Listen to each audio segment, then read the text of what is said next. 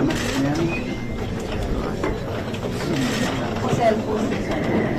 and gentlemen, the Vice President of the Republic of the Philippines, the Honorable Sara V. Duterte. Hello, good morning. Okay na? Okay, sige. Mga kababayan, Assalamualaikum warahmatullahi wabarakatuh. Madayaw, maayong adlaw, kaninyang tanan. Magandang araw sa inyong lahat. Sa mga nakaraang araw, marami ang humingi ng reaksyon, komento, o damdamin. Damdamin ko sa issue ng impeachment na naihain laban sa akin.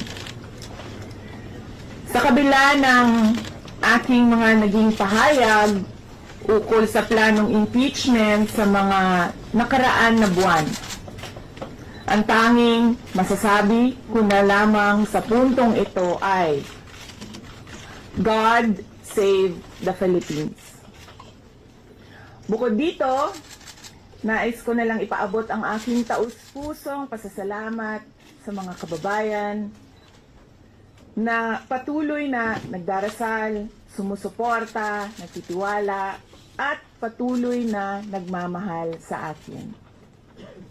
Manalig kayo dahil sa taong bayan ang tagumpay. Syukran. I know, right? Braille. 3 questions, no follow-up. Okay. Oh. Ay, ayoko na. I'm okay. In the list of those who signed, ma'am, Oo. marami doon, mga inaalala, mga kumpay, mga nag-support sa inyo. Sabi kasi, hindi, ito lang daw basahin ko.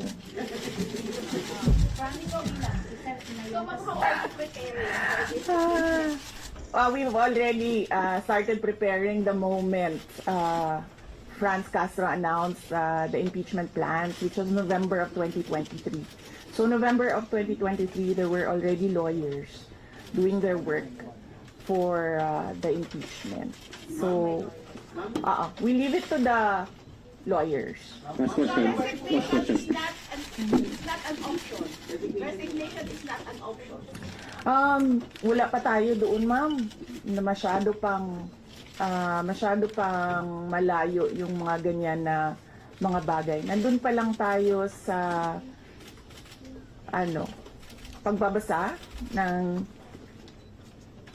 actually, ma'am, wala pa tayo doon dahil yung mga abogado lang yung nagtatrabaho. Hindi ko talaga alam kung anong ginagawa nila. But I have a meeting with them. Last question, please. The president said he has nothing to do with the impeachment. I do not want to answer that question. Next. Mag-confirm po ba na si dating Pangulong Rodrigo Duterte isa sa mga abogado niyo para sa impeachment case? I do not want to answer that question. Yes, ma'am. Makikita niyo po ba na may hahalin tulad ng sultan ng bansa sa 1984 ni George Orwell? I do not want to answer that question. Last. Last question.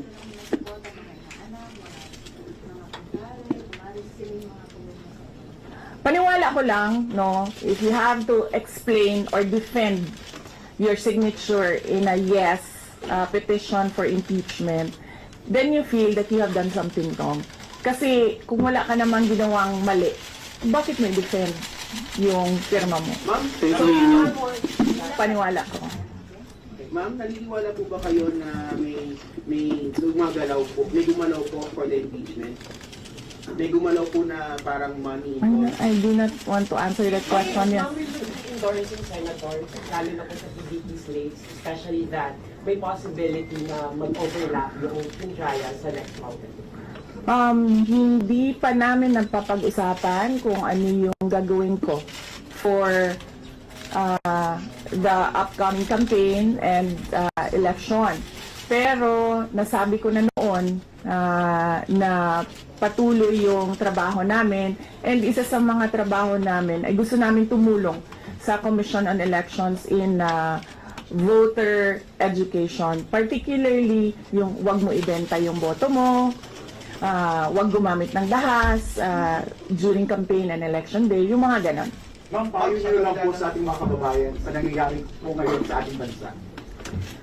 Yes, sabi ko na kanina sa statement ko sa ating mga kababayan na patuloy na sumusuporta, nagmamahal, nagdarasal, napakahalaga nun, ay manalig lang sila dahil sa taong bayan ang tagumpay. Anong nag-blooming daw patapos na muna? Anong naakadri sa Manila na taga Davao man ka? Thank you, media. Yes sir. Ma'am, sabi niyo po late last year pa lang nagpe-prepare na kayo para dito. Pwede po i-brief niyo kami kung right now po after i-transmit sa Senate, saan na po yung preparation niyo? May legal team na po ba and nasaan na po? Well, na-meeting kami mamayang hapon dahil nag-meeting sila kahapon. Hindi ako sumali. So merong briefing, legal briefing mamaya ang mga lawyers. So I will know more this Ma'am, afternoon. can you name some of the prominent members of your Makikita nyo na yan pagpasok nila ng kanilang entry of appearance. Ma'am, tuloy po ang trabaho kahit may pinaghahandaan po kayo. Yes sir. Opo. Kakatapos lang po ng planning conference ng Office of the Vice President. So we did it last Tuesday, Wednesday, and Thursday para po sa 2025 and 2026. So for 2025, may mga maapektuhan ba na programs ng OVP? Yes, nag-announce na kami no na wala kaming food and wala kaming burial and medical assistance dahil tinanggal yung line na yon sa budget So hindi ka na pwede maglagay ng budget How doon. about the other programs now? Tutuloy siya. Ma'am, Ang how confident are you that you won't be convicted in the impeachment court? wala pa tayo, masyadong pang malayo yan, ma'am.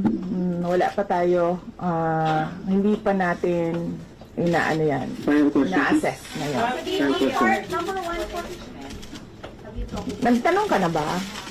Kanina? O sige, ikaw. Final question, You Lance. said before na you're seriously considering to run for 2028. Now na may impeachment na, are you more decided to run in 2028?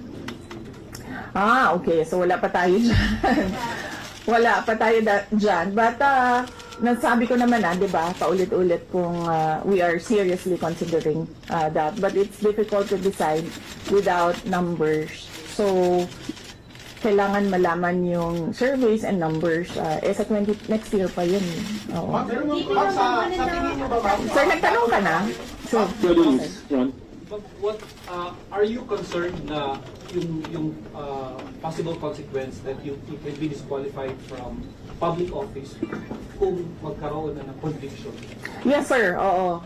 Alam ko po yung penalties ng impeachment.